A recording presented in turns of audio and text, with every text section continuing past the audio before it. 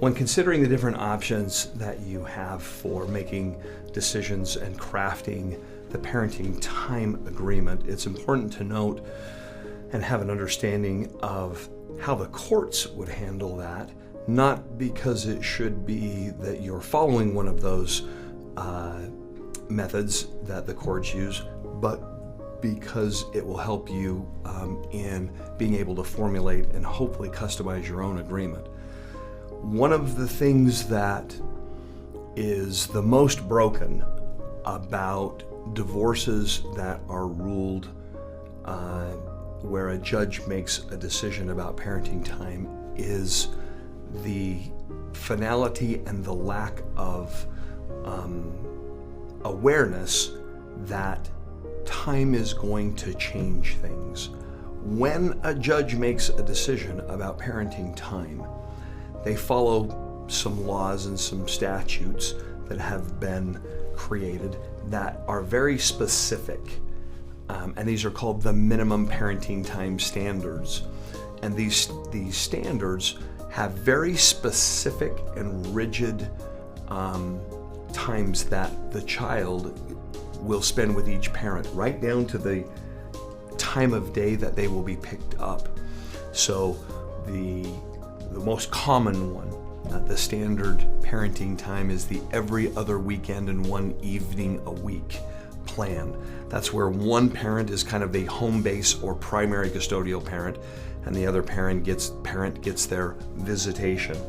And in that case, every other weekend, Friday at 5 o'clock, the non-custodial parent picks the child up and must drop them off the following Sunday by 5 o'clock. And then during the middle of the week, they can pick the child up at 5 o'clock and have them for the evening and drop them off by 9 o'clock.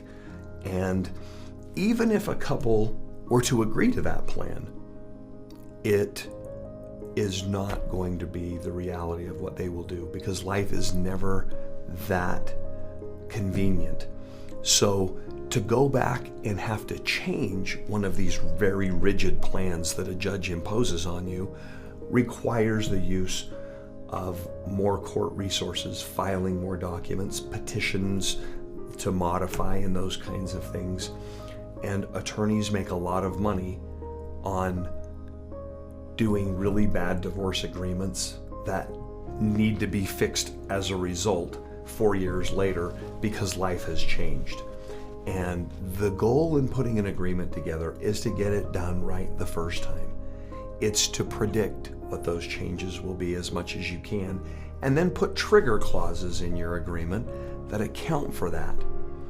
Of all the things that I tell my clients, the first thing I try to drive home to them is find the balance between having a rigid parenting time plan and a flexible one, and err on the side of flexible. You can't have a really, really flexible plan where you just get up each morning and decide that day where your child is going to go. It needs to have obviously more rigidity than that.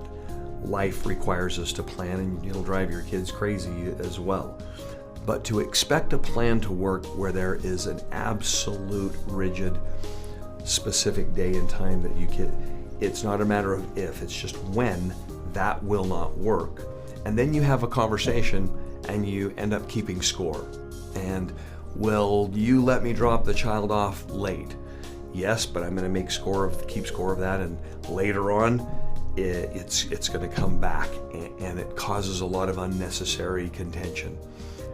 If you can avoid having those rigid plans, you should try to do so. And the best way to avoid that is to avoid letting any third party, a judge or anybody, control that decision. The more control you have over crafting that parenting time agreement, the better it's going to be.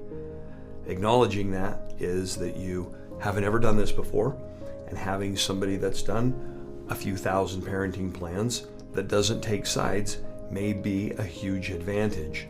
A good mediator can help you do that and find that balance where you can customize it based on the needs of the child, based on the work schedules of the parents, where the parents live, and what's going on in the child's life. The court standard is always there. If you can't reach an agreement with a customized agreement, you always have the other one that you can fall back on. But why not try to customize one first?